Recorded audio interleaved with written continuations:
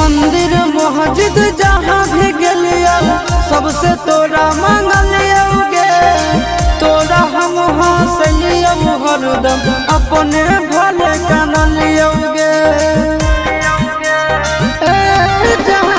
मंदिर मस्जिद जहाँ भी गलिया सबसे तोरा मांगलिया गे। तोरा हम हंसलिया हरदम अपने भले कानलिया गे। तोर किस्मत खुलता तोर किस्मत खुलता जरता हमर भगिया गे। बसवे के डोलिया जानू बांस के अरथिया गे।